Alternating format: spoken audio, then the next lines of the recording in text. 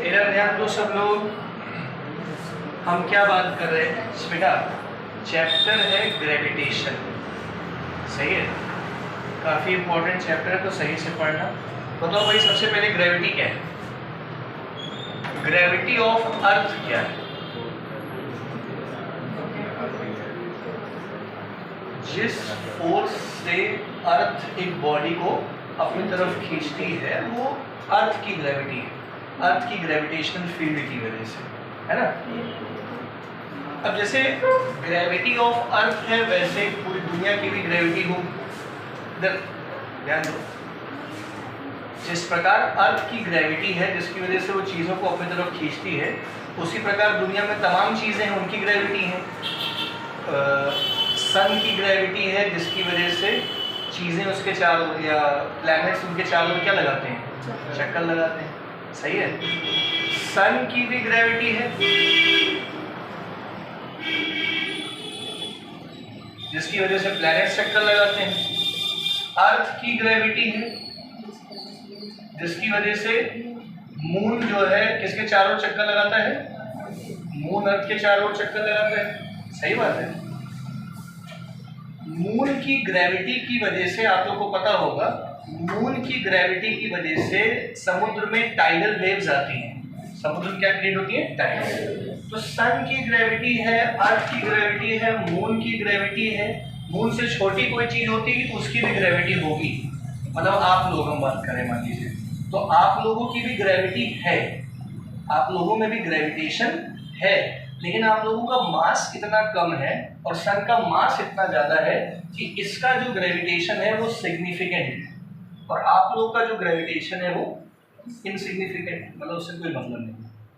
भाई हिमांक जो है चड्डा को खींच रहे हैं अपनी ग्रेविटी से, और चड्डा हिमांक को अपनी ग्रेविटी से खींच रहे हैं, लेकिन दोनों एक दूसरे को एक्चुअली में खींच नहीं पा रहे हैं क्योंकि उनकी ग्रेविटेशनल फील्ड बहुत ही क्या है? कम, बहुत छोटी फील्ड है।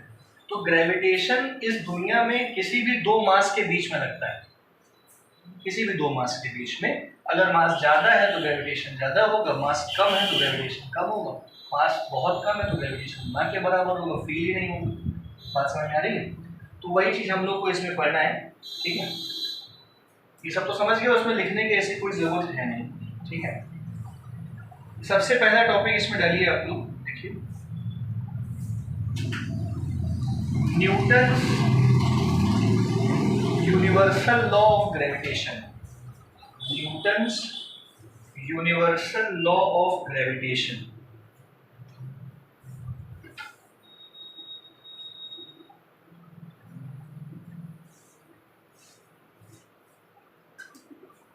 रोटेशन के क्वेश्चन लगाते रहिएगा, उसको मत रोकिएगा जब तक ये बेसिक चल रहा है। तो Newton's universal law of gravitation, देखिए बेटा, दो मासेस हैं m1 और m2, दोनों मासेस की डिस्टेंस कितनी है एक दूसरे से? r। Two masses m1 and m2 separated by a distance of r from each other experience a force of attraction। Gravitational force हमेशा कौन सा फोर्स होगा? अट्रैक्टिव फोर्स होगा, which will directly be proportional to product of masses and inversely proportional to square of distance between them। Ninth में था ये चीज, ये समझे कि नहीं समझे? यूनिवर्सल लॉ ऑफ ग्रेविटेशन के हिसाब से force of attraction between two point masses is directly proportional to उनका प्रोडक्ट और inversely proportional to square of distance between them। दूरी जितनी ज्यादा होगी फोर्स उतना क्या होता चला जाएगा, और मास जितना ज्यादा होगा फोर्स उतना बढ़ता चला जाएगा। समझ रहे हो ना? पढ़े जी, दूरी दोगुना करोगे फोर्स 4 गुना कम हो जाएगा, दूरी 3 गुना करोगे फोर्स 9 गुना कम हो जाएगा, दूरी आधा करोगे तो फोर्स 4 गुना बढ़ जाएगा। तो स्क्वायर टाइम्स घटेगा या स्क्वायर टाइम्स बढ़ेगा। जब इनको कंबाइन करोगे तो m1 m2 divided by r square, और जब ये डायरेक्टली प्रोपोर्शनल हटेगा तो एक कांस्टेंट टर्म क्या आ जाएगा? g m1 m2 upon r square. ये है फोर्स बिटवीन टू मासेस, ये है universal gravitation constant. Universal gravitation constant जिसकी एक फिक्स्ड वैल्यू होती है। आया समझ में? पहले आप लोग लॉ लिख लो। देखिए, अकॉर्डिंग टू दिस लॉ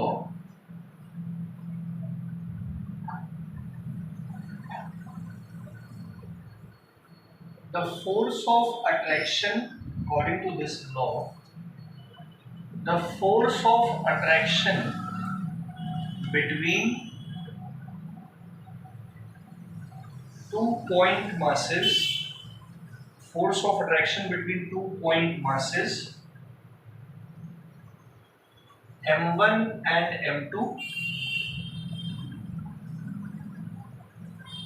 ठीक है, separated by a distance of r from each other, separated by a distance of r from each other,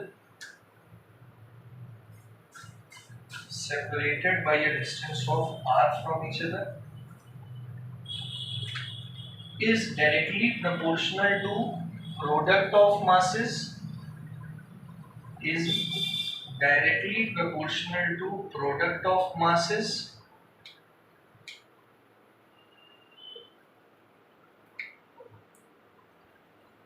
and inversely proportional to square of distance between them, and inversely proportional to square of distance between them। सही है? तो ये हमेशा attractive ही होगा। ये लिख लो उसके नीचे। अब देखिए आप लोग, हम क्या कह रहे हैं कि बेटा ये मार्कर है, मार्कर को अगर अब हम लोग यहाँ पे छोड़ दें तो धरती उसको क्या कर लेगी? खींच लेगी। लेकिन एक मून है, मून को हमने छोड़ा ही रखा है, पकड़ा थोड़ी है। मून अर्थ की तरफ आ क्यों नहीं रहा है? क्योंकि अर्थ से मून की दूरी ज्यादा है और अर्थ से मार्कर की दूरी क्या है? कम है। टेक्निकली दूरी ज्यादा होने से ग्रेविटेशनल फोर्स क्या हो जाएगा? कम हो जाएगा। बात समझ आ रही? और बहुत ही कम होता है। आप ऐसा समझिए कि अर्थ का acceleration due to gravity 9.8 metre पर सेकेंड स्क्वायर होता है, लेकिन जिस सेंट्रिपिटल एक्सेलरेशन से मून अर्थ के चारों ओर चक्कर लगा रहा है, अर्थ के चारों ओर मून सेंट्रिपिटल एक्सेलरेशन से तो चक्कर लगाएगा गोल गोल, तो इसकी वैल्यू लगभग 2.7 × 10⁻³ आती है, जो कि बहुत ही कम है। बात समझ आ रही है? तो ये वैल्यू क्योंकि इस वैल्यू से बहुत ही कम है, तो धरती पे जो इंसान है, चड्डा यहाँ है तो यहाँ से सच से धरती खींच लेगी, लेकिन मून वो रहा वहां बहुत दूर, तो दूरी बढ़ने से एक्सेलरेशन क्या लग रहा है उस पर? कम, इसलिए मून नहीं आ रहा है। इसी से न्यूटन को समझ में आया था कि भाई अर्थ की वजह से मून काहे नहीं आ रहा है, क्योंकि दूरी बढ़ने से फोर्स कम हो रहा है ना। आगे समझ में? ठीक है। अब जरा इसी में एक बात समझो बेटा, ये जी क्या है? देखो, डिफाइन जी, लगे हाथ ये भी बता देते हैं, डिफाइन जी।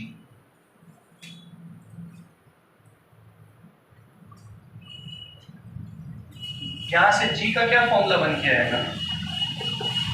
देखिए, F × r² divided by m1 m2। तो अगर आप मान लीजिए कि दो मासेस 1-1 किलो के यूनिट मासेस हैं और उनकी बीच की दूरी भी कितने मीटर है? तो दो यूनिट मासेस जिनकी दूरी 1 मीटर है, तो जी किसके बराबर आ जाएगा? F के। तो टेक्निकली यूनिवर्सल ग्रेविटेशन कांस्टेंट जो है is force of attraction between two masses of 1 kg separated by a distance of 1 metre from each other. मतलब हमने क्या किया कि हिमांक और चड्डा, तो हिमांक का 1 किलो का मास और चड्डा का 1 किलो का मास एक मीटर की दूरी पर रख दिया, तो इनके बीच में लगने वाला जो अट्रैक्टिव फोर्स होगा वो किसके बराबर होगा?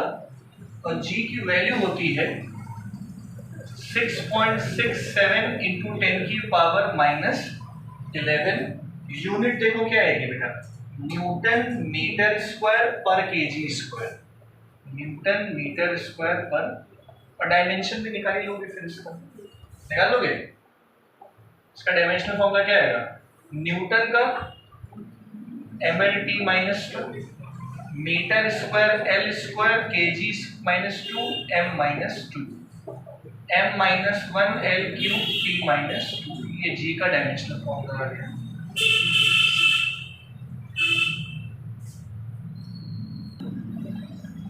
देखो भैया पढ़ाई समझ आ रहा है।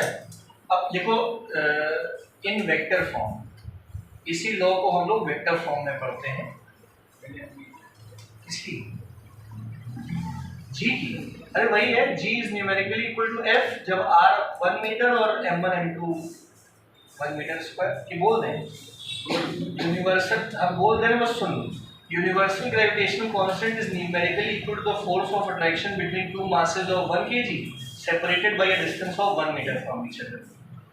नहीं है समझ में, सिंपल। देखिए वेक्टर फॉर्म,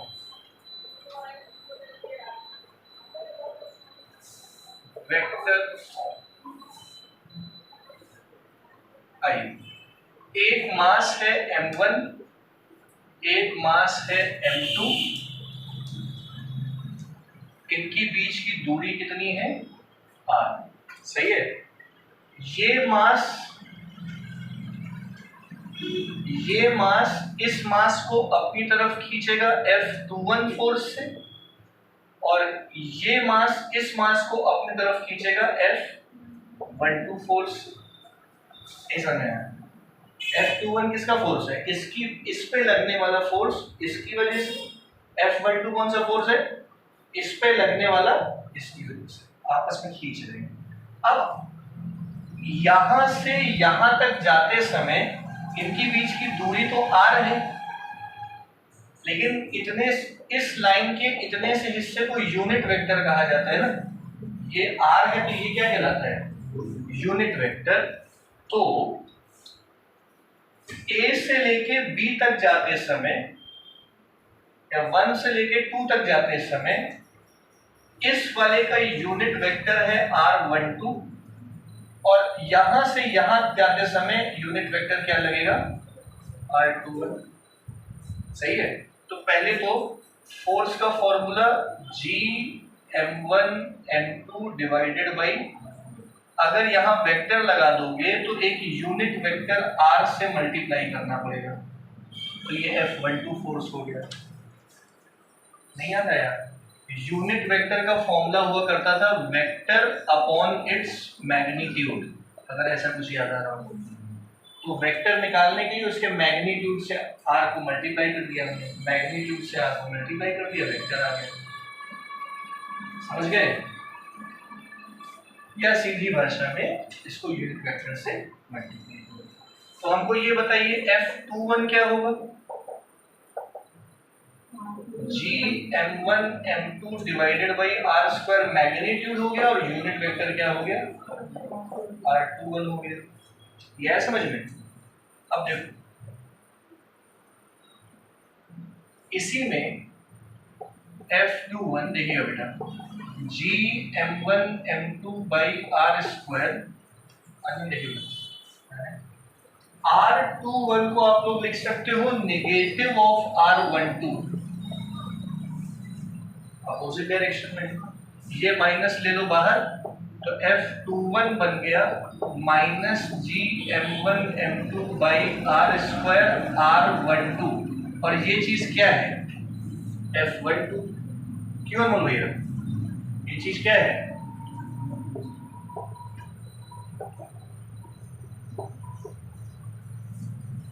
ये हो गया न्यूटन का तीसरा लॉ प्रूफ, न्यूटन तीसरा लॉ। ये वेक्टर फॉर्म लिख दिया था हमने पहले ही, इनमें से कोई भी एक लिखोगे वो वेक्टर फॉर्म ही है, ये भी वेक्टर फॉर्म है, ये भी वेक्टर फॉर्म है।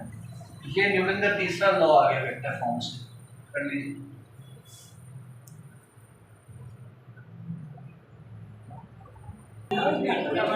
हाँ भैया चलो, ये समझ आ गया। फिर लिखो characteristics, characteristics of gravitational force, characteristics of gravitational force.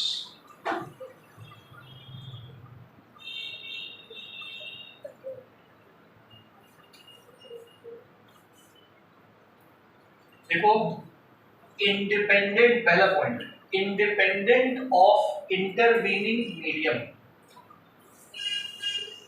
पहला point, independent of intervening medium. Medium, माध्यम, अरे मतलब चड्डा और हिमांक के बीच का जो ग्रेविटेशनल अट्रैक्शन है वो यहाँ की हवा से कोई मतलब नहीं रखता है। वीनिंग, वीनिंग, अरे इंटरवीन नहीं समझते,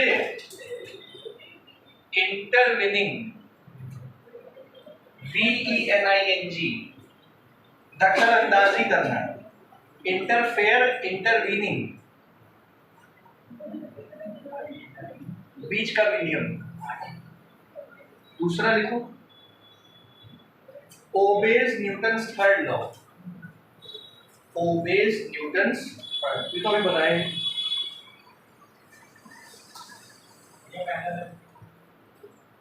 इंडिपेंडेंट ऑफ इंटरवीनिंग मीडियम।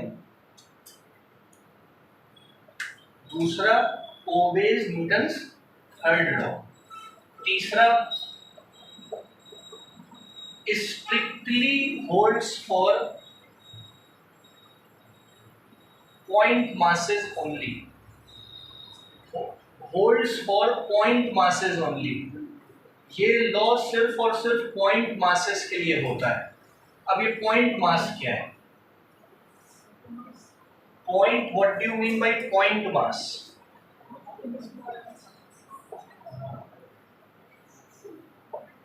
अरे चींटी होती है, चींटी, चींटी का साइज जो है जितना भी हो वो अपने साइज से कई गुना ज्यादा दूरी ट्रेवल कर लेती है। सब बेटा सुन लीजिए, एक चींटी का साइज जितना भी हो वो अपने साइज के अकॉर्डिंग बहुत ज्यादा क्या ट्रेवल करती है? डिस्टेंस। हम लोग भी करते हैं, हम लोग भी अपने साइज के हिसाब से क्या ट्रेवल करते हैं? बहुत ज्यादा दूरी ट्रेवल करते हैं। सन नहीं, अर्थ, अर्थ का साइज कितना सा है? इतना सा है, लेकिन सूरज के चारों चक्कर तो इतना लगाता है ना। तो अपने साइज से जो ज्यादा दूरी ट्रेवल कर जाए उसको पॉइंट मास कंसीडर किया जाता है।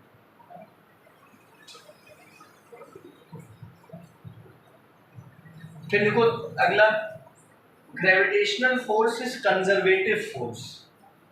Gravitational force is conservative force.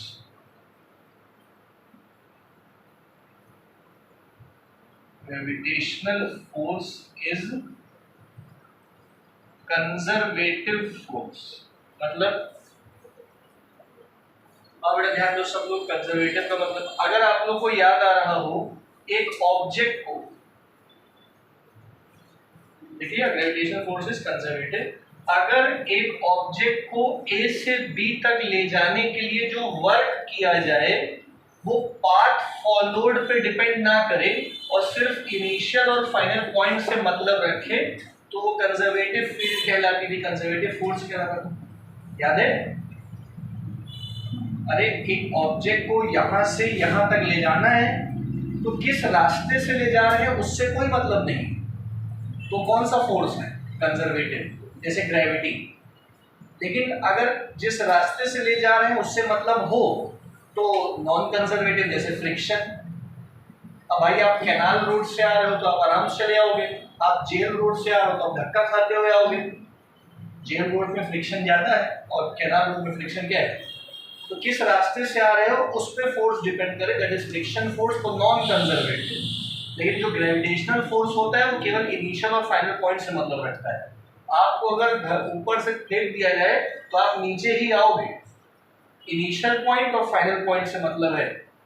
अगर आपको बुर्ज खलीफा से फेंका जाए नीचे तब तो सीधा ऊपर जाओगे।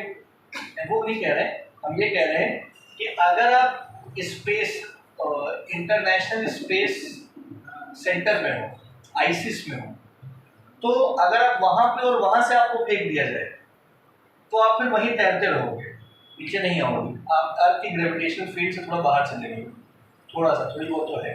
है ना। लेकिन अगर आपको बुर्ज खलीफा से नीचे फेंका जाएगा तो आप सीधे जाके नीचे आओगे। तो किससे मतलब है? इनिशियल पॉइंट और फाइनल पॉइंट से मतलब, रास्ते से कोई मतलब नहीं, कहीं से भी हो।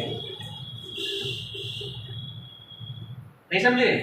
अच्छा, अब दो बॉडीज के बीच के ग्रेविटेशनल फोर्स का तीसरी बॉडी के प्रेजेंस से कोई मतलब नहीं होता। मतलब हिमांक और चड्डा के ग्रेविटेशनल अट्रैक्शन का प्रियांशु से कोई मतलब नहीं, भले वो बीच में बैठे होंगे। समझे मेरी बात?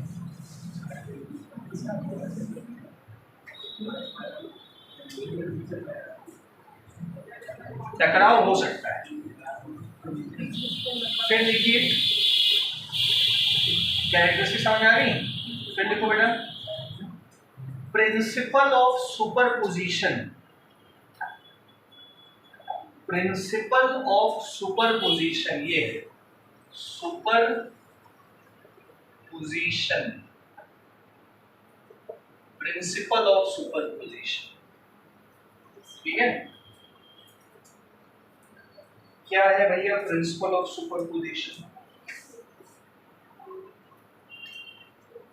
देखिए, मान लीजिए कि भैया तीन, सब लोग बेटा ध्यान दीजिएगा,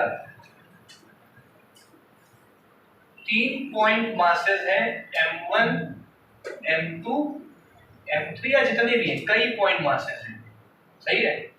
इससे इसकी दूरी कितनी है? r13। समझ लीजिए बेटा पहले, इससे इसकी दूरी कितनी है? r23। इससे इसकी दूरी कितनी है? r12। तो इस पूरे सिस्टम में लगने वाला ग्रेविटेशनल फोर्स होगा Gm1m2 बाई r12 का square plus Gm1m2 by m1m3 by r13 का square plus Gm2m3 by r23 का स्क्वायर, या जितने भी होंगे का वेक्टर सम। कौन सा सम? Vector sum. हम क्यों बोल रहे हैं? क्योंकि डायरेक्शन डिपेंडेंट होगा। अगर दो ग्रेविटेशनल फोर्सेस एक ही डायरेक्शन में है तो जुड़ेंगे, ऑपोजिट डायरेक्शन में तो, और अगर ऐसे है तो पाइथागोरस, मतलब रिजल्टेंट वेक्टर से निकलेगा। यही है प्रिंसिपल ऑफ सुपरपोजिशन। देख लीजिए,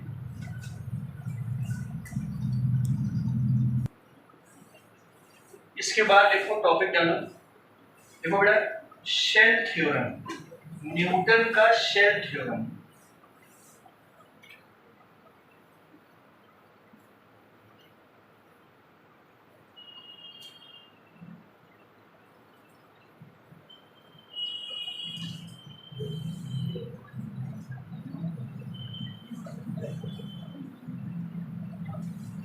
आइए ध्यान दीजिए, शेल थ्योरम क्या है। कोई मतलब ये थ्योरम बस आपको न्यूमेरिकल्स में काम देंगे, बेसिक कंसेप्ट है। एक यूनिफॉर्म शेल है, एक और यूनिफॉर्म शेल है, सॉलिड स्फेयर है, हॉलो शेल, सॉलिड स्फेयर। यहाँ पे भी वही चीज है, अभी लिखिएगा नहीं, समझिएगा पहले। हॉलो शेल, सॉलिड स्फीयर, सही है। आइए अब भैया है क्या बात यहाँ पे, ये अपना इसके सेंटर से r डिस्टेंस की दूरी पे यहाँ पे एक मास रखा है m, और इस शेल का मास कितना है? बड़ा M, सही है। तो इस शेल की वजह से इस मास पे लगने वाले फोर्स का formula Gm1m2 divided by r square.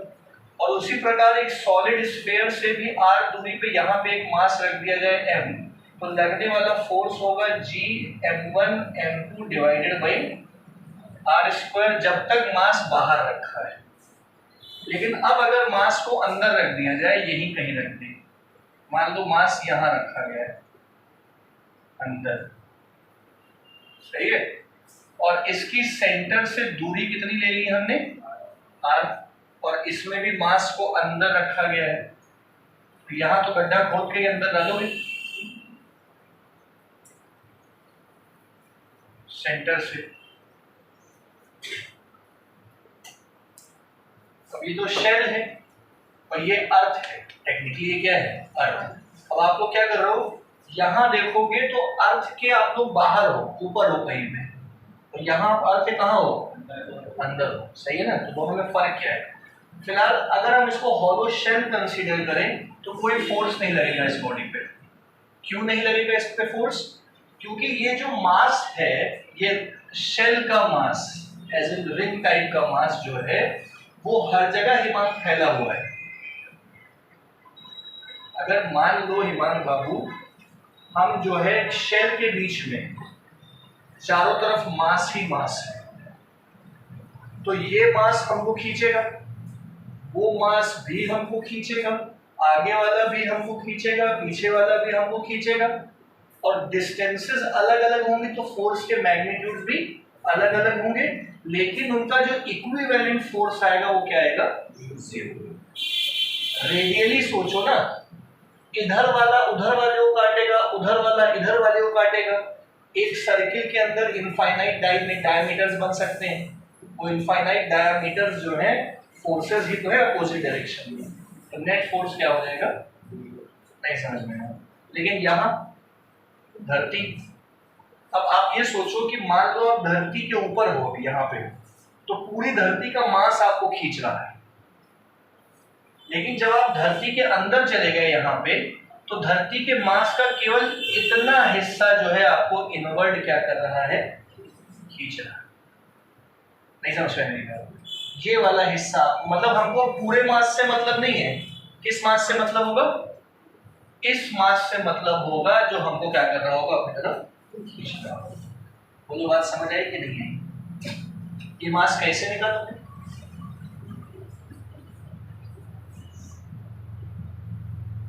इतना मास कैसे निकालोगे, सोचो। पहले तो फोर्स, इसके मास को हम m डैश कह देते हैं, तो फोर्स का क्या फॉर्मूला होगा, G m1 m डैश, और यहां से यहां तक की दूरी। अब ये मास कैसे निकालेंगे हम लोग, डेंसिटी का इस्तेमाल करके, और उसके लिए हमको कंसेप्ट बनाना पड़ेगा फिलहाल।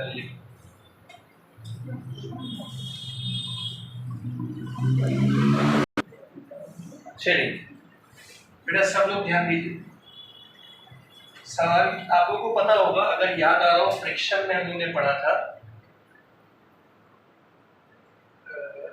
नहीं फ्रिक्शन नहीं, पीछे फोर्स वाले चैप्टर से पढ़ा था हम लोगों ने कि सेंट्रीपिटल फोर्स जो है वो एक डेरिवेटिव फोर्स है, याद है ऐसा कुछ मैं बताया था। सेंट्रीपिटल फोर्स का फॉर्मूला mv² डिवाइडेड बाय क्या होता है, r।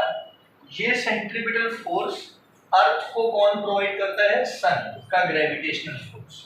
सेंट्रीपिटल फोर्स मिलता है सन के ग्रेविटेशनल फोर्स से, जिसकी वजह से धरती सूरज के चारों ओर क्या लगाती है, चक्कर, v वेलोसिटी से r रेडियस।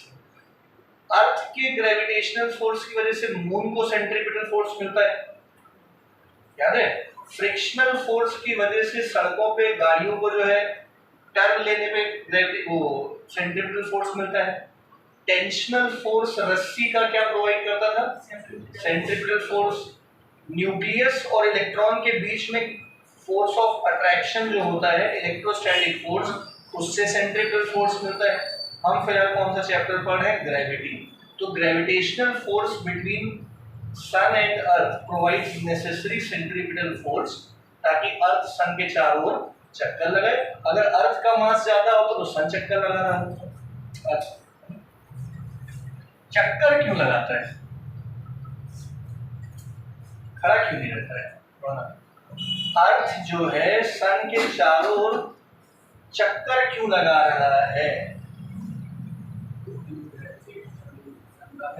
हाँ, अर्थ सन जो है अर्थ को Gm1 m2/r² से खींच क्यों नहीं लेता है, क्यों अर्थ चक्कर लगाने लगता है,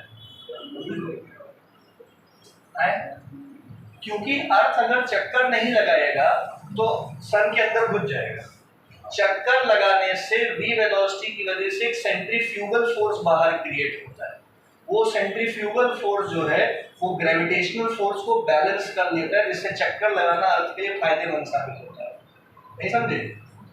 इसी तरह से इलेक्ट्रॉन भी न्यूक्लियस के चारों ओर चक्कर लगाते हैं। चक्कर नहीं लगाएंगे तो न्यूक्लियस के अंदर इलेक्ट्रॉन घुस जाएगा। आया समझ में? इसलिए सेंट्रीफ्यूगल जरूरी है।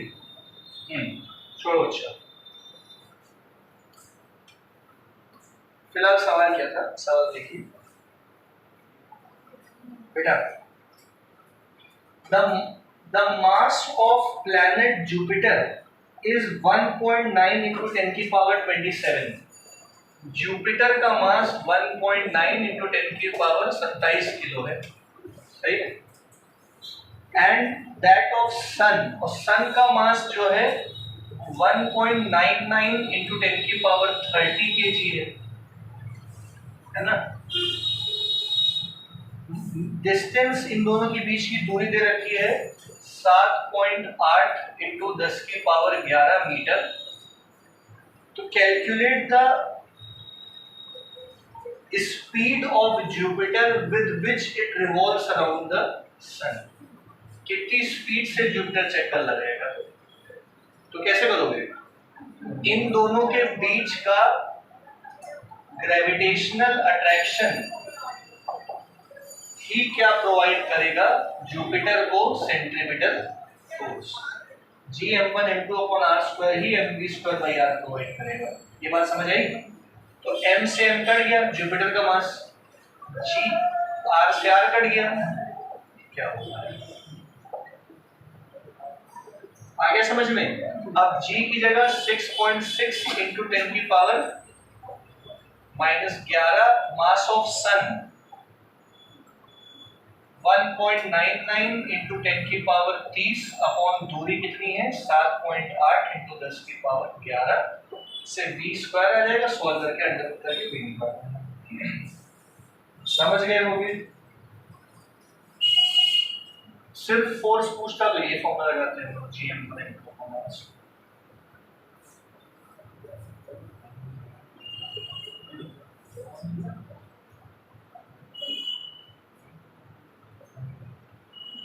समझ गए?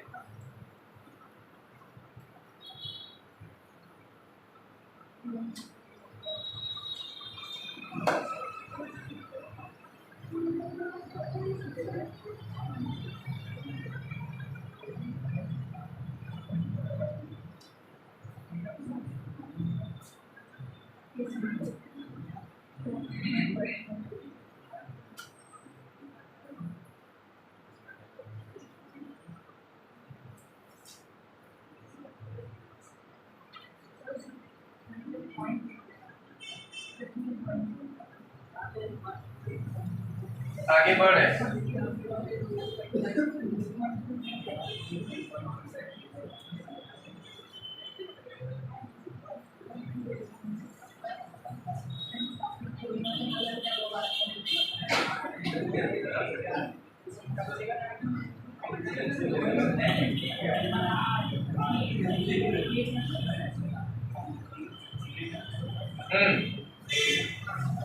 अगला सवाल है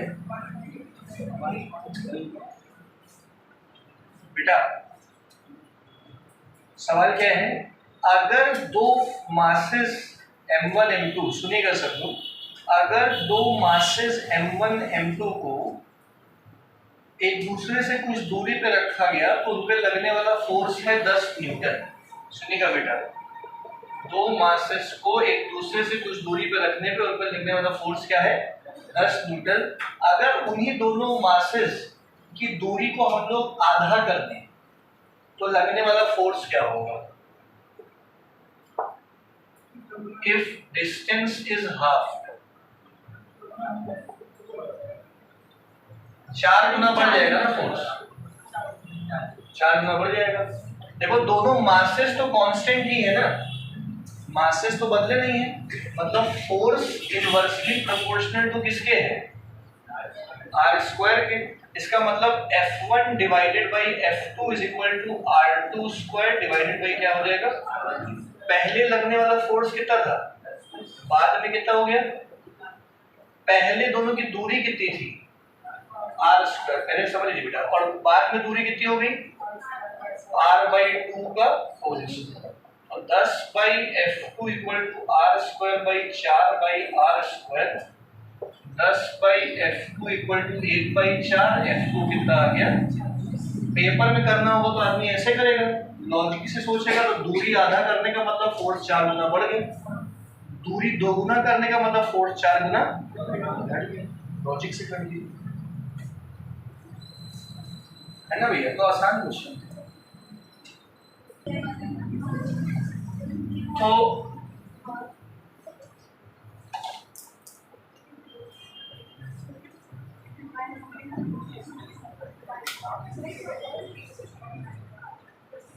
आगे देखो बेटा, अगला सवाल क्या है,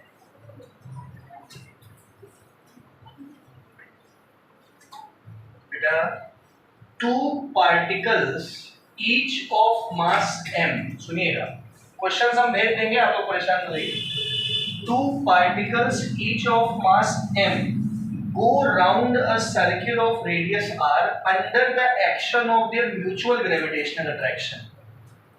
दो मासेस हैं, एक मास क्या है m, एक मास क्या है, दोनों ही r रेडियस का चक्कर लगा रहे हैं। कितने रेडियस का, r रेडियस का क्या लगा रहे हैं, चक्कर लगा रहे हैं, under the action of their mutual attraction. मतलब ऐसे, एक m1 मास और एक m2 मास, ये ऐसे चक्कर लगा रहा है और ये भी ऐसे चक्कर लगा रहा है, मतलब जैसे भी चक्कर लगा रहे हैं एक दूसरे के अट्रैक्शन से चक्कर लगा रहे हैं। जब दो मासेस कन्वी एक दूसरे से के अट्रैक्शन से चक्कर लगाए तो उनकी बीच की, उनके सेंटर्स की जो दूरी होती है वो हमेशा उन सर्किल के रेडियस के सम के बराबर होती है। नहीं समझ मेरी बात, ये r रेडियस से चक्कर लगा रहा है, ये r रेडियस से चक्कर लगा रहा है, इन दोनों मासेस की दूरी हमेशा 2r होगी। हमेशा क्या होगी, हमेशा याद रखना एक बात, अगर दो मासेस एक दूसरे के ग्रेविटेशनल अट्रैक्शन से चक्कर लगा रहे हैं तो उन दोनों के सेंटर्स की दूरी हमेशा दोनों के रेडियस के सम के बराबर होगी। दैट इज, इसका रेडियस अगर हम r कह दें, इसका r कह दें, तो इन दोनों मासेस की दूरी कितनी हो जाएगी, 2r हो जाएगी। तो अब बताइए दोनों पार्टिकल्स में से हर एक पार्टिकल का वेलोसिटी कितना है, कितनी वेलोसिटी से चक्कर लगा रहे हैं। तो ये वेलोसिटी को कहां से मिलेगी, इसकी वेलोसिटी यहां से आएगी, इसकी वेलोसिटी, मतलब तो जो दोनों के बीच में ग्रेविटेशनल फोर्स है बेटा समझ लीजिए, वही इन दोनों के बीच का नेसेसरी सेंट्रीपिटल फोर्स भी है। तो gravitational force Gm1 m2 upon r square और सेंट्रीपिटल फोर्स किसी एक पे mv स्क्वायर डिवाइडेड बाई, तो m उड़ गया, ये आ गया Gm बाई, एक r भी चला गया, ये r बचा इक्वल टू बचा v स्क्वायर, और Gm बाई ये r है कितना, यहां से भी निकाल अंडर रूट Gm बाई, कुछ तो गड़बड़ हो गई, 2r लिखेंगे तो 2r का स्क्वायर तो 4r स्क्वायर होगा ना, ये काटना नहीं चाहिए। Gm बाई ये दूरी क्या होगी 2r का, और ये v स्क्वायर बाई उनका रेडियस है कितना, एक का, तो Gm by 4r square equal to v square by r, एक r से एक r कट गया, Gm by 4r equal to v square, v equal to under root Gm by, ये किसका r होता है, ये r उस सर्किल का रेडियस जो ये मास लगा रहा है, और ये r कौन सा होता है, उन दोनों के बीच की दूरी। ये दोनों अलग अलग चीजें हैं, नहीं समझ पाए,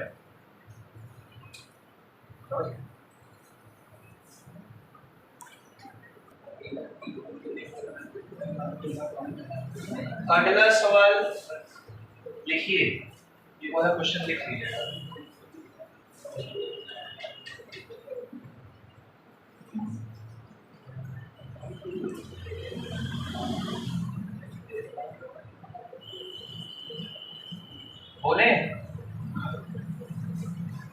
mass capital M, a mass capital M is broken into two parts, M1 and M2.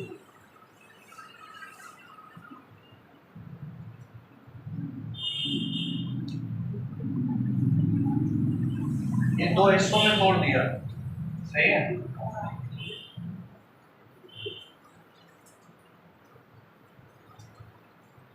Find M1 and M2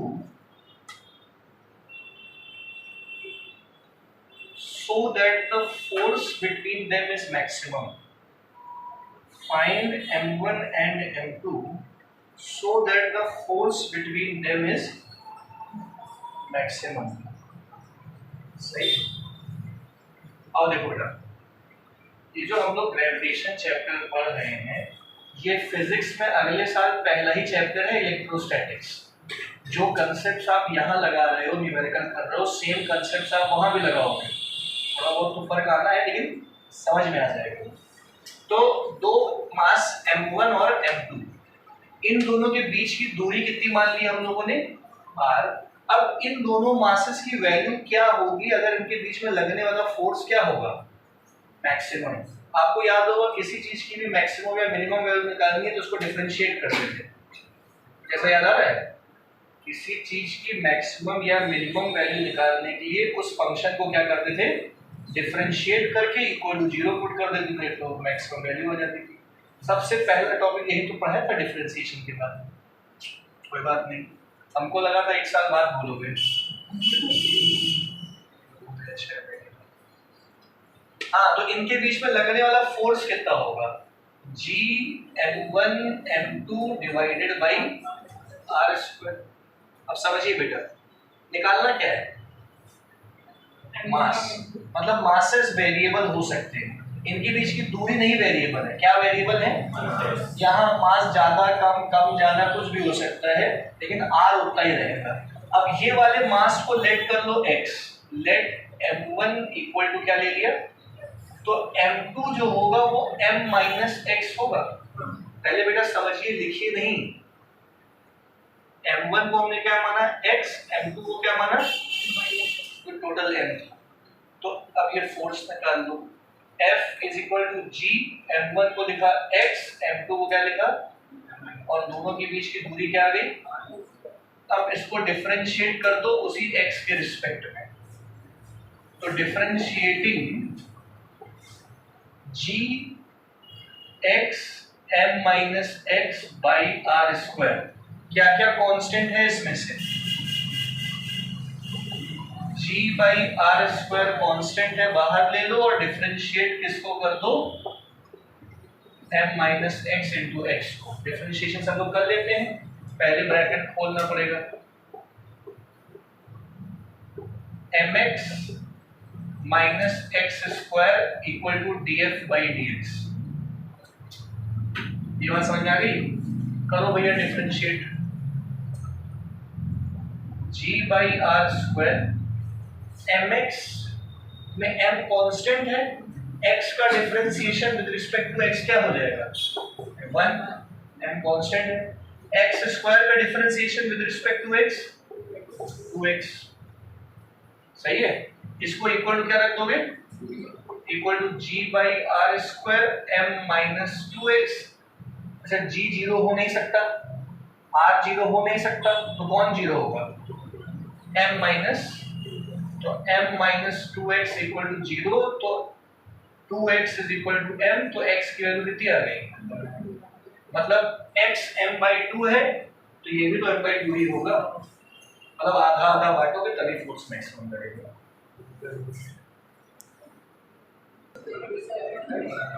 चलिए अगला बेटा, अगला क्वेश्चन देखिए। सवाल क्या है देखिएगा। 3 equal masses of m kg each are fixed at the vertices of equilateral triangle ABC। देखो ABC, इस वर्टिसेस पे हर एक मास है m, m, m, ठीक है। What is the force acting on a mass 2m placed at centroid of triangle? देखो बेटा, इस ट्रायंगल के सेंट्रॉइड पे, यहां पे एक मास रखा है 2m, इस पे कितना फोर्स लगेगा? सवाल समझ गए हो? इस 2m पे वो कितना लगेगा? और क्वेश्चन में ये 1 मीटर दिया है। ए से लेके, देखो ए से लेके जी की दूरी 1 मीटर है, बी से लेके जी की दूरी भी 1 मीटर है, और जी से लेके सी की दूरी भी 1 मीटर है। अगर ना दी जाए तो साइड्स को एक दे देगा ट्रायंगल में। देखो इधर सब लोग, अगर मान लो आपको ये दूरी ना दी होती तो आपको ट्रायंगल की साइड बोल देता, मान लो 2 मीटर है, तो आप ये दूरी निकाल लेते। भाई ये 2 है तो ये भी कितना होगा? 2, तो ये कितना होगा? 1। बात समझ आ रही? ये 2 है तो ये 2 है, ये 1 हो गया। ये एंगल कितना डिग्री होता है इक्विलैटरल ट्रायंगल में? 60। तो आप लोग क्या करोगे? tan 60 के इस्तेमाल से ये पूरा पता करोगे। tan 60 का इस्तेमाल करके परपेंडिकुलर AD अपॉन 1, tan 60 कितना हो गया? तो AD की वैल्यू आ गई 1.732, ये AD की वैल्यू आ गई। और हमें लिखना नहीं है ये सब चीजें, ये क्वेश्चन थोड़ी दिया गया है। और देखिए बेटा, क्वेश्चन ये है, ये तो मैं समझा रहा हूँ। फिर हम लोग को तो ये दूरी चाहिए ना, A से लेके G की दूरी। तो A से G की दूरी कैसे पता करोगे? अब हमको ये पता है, हम ये पता कर लें। इस ट्रायंगल से हम लोग क्या पता कर लेंगे? ये पता कर लेंगे, और इस दूरी को इस दूरी से माइनस कर देंगे तो AG आ जाएगा। ये हम लोग 30 डिग्री से कर लेंगे। नहीं समझ पाए? फिलहाल इतना सब करना ही नहीं है। करना क्या है? ये दिया है 1, ये दिया है 1, ये दिया है 1, अपना काम हो गया। बस आप लोग ये देखो, इसमें प्रिंसिपल ऑफ सुपरपोजिशन लगेगा। पाई थी समझो पहले, मैं कुछ नहीं लिखवा रहा हूँ अभी, समझो। ये जो मास 2m है, इसमें कौन कौन सी चीजें फोर्स लगाएंगी? ये भी इस पे लगाएगी। अट्रैक्टिव फोर्स किस डायरेक्शन में? अपनी तरफ। ये भी लगाएगा इस पे फोर्स, किसकी तरफ? और ये भी लगाएगा इस पे फोर्स, अपनी तरफ लगाएगा। भाई तो बात समझ आई? अब हम लोग को करना क्या है? इस पे नेट फोर्स निकालना है ना। तो नेट फोर्स निकालने के अपने पास 2 तरीके हैं, समझिए बेटा।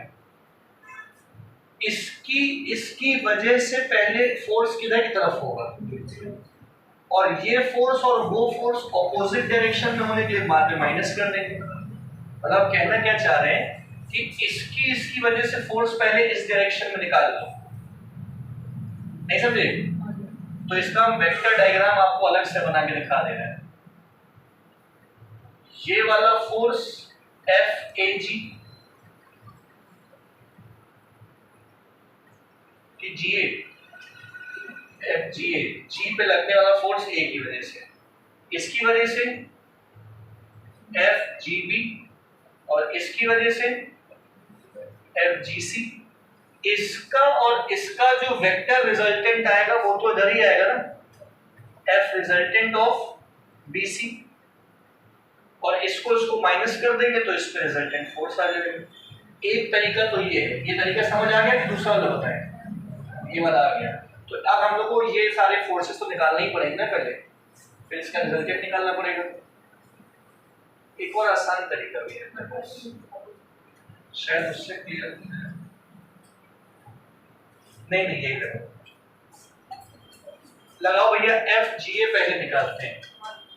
नजरे बोर्ड पे FGA की तरफ। इसकी वजह से इस पे लगने वाला फोर्स कितना होगा?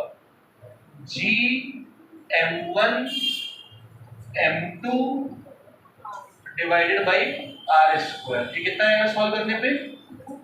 2GM square. इतना ही इस पे आएगा, इतना ही इस पे आएगा। यही आएगा FGB, और यही आएगा FGC, और यही है FGA। सही है? अब ये वाला रिजल्टेंट निकालेंगे, FBC निकालेंगे पहले हम लोग। ये बताइए ये एंगल कितना होगा? 60 होगा। ये पूरा 60 है, ये 30 है, ये 90 है, तो ये कितना हो गया? 60। ये 60 आ गया। तो रिजल्टेंट एफ बी सी निकालने के लिए आप लोग क्या करोगे? वेक्टर फॉर्म लगाओगे। एफ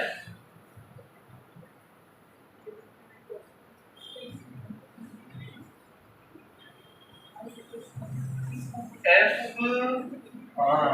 एक मिनट देखो, इसके दो कंपोनेंट होंगे फोर्स के। ये वाला फोर्स y एक्सिस पे है, तो इसका एक कंपोनेंट होगा y वाला।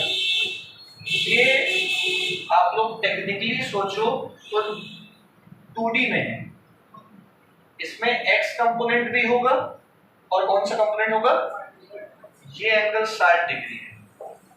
तो इस एफ जीबी में दो कंपोनेंट होंगे, साइन जीबी, कॉस जीबी, और इसके भी दो कंपोनेंट होंगे, ये भी 60 डिग्री है। ये वाला कॉस और ये वाला क्या हो जाएगा? साइन वाला साइन वाले को क्या कर देगा? कैंसिल कर देगा। सिर्फ कौन सा बचेगा?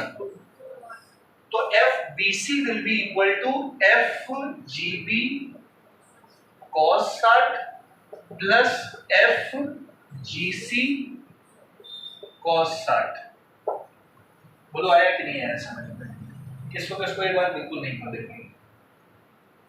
इस फोर्स के दो कंपोनेंट होंगे, एक होगा साइन कंपोनेंट, एक होगा कॉस कंपोनेंट।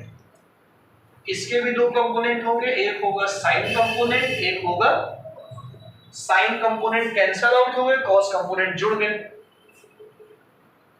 तो एफ बी सी आ गया अपने पास। एफ जी बी की जगह क्या लिखोगे? अरे 2gm² cos 60 की वैल्यू कितनी होती है? एफ जी सी भी कितना है? 2gm² 1/2 gm² प्लस dm², ये भी कितना आ गया? सब कैंसिल हो गए, जीरो आ गया क्या? हाँ, इधर की तरफ भी क्या लग रहा है? F B C 2gm²। ऊपर की तरफ भी कौन सा फोर्स लग रहा था? अब नेट फोर्स निकालने के लिए एफ जी ए ऊपर लग रहा है, एफ बी सी कहां लग रहा है? तो net force will be equal to F G A minus F B C 2gm² minus 2gm², that is कितना आ गया? कोई कुछ नहीं पढ़े पड़ा।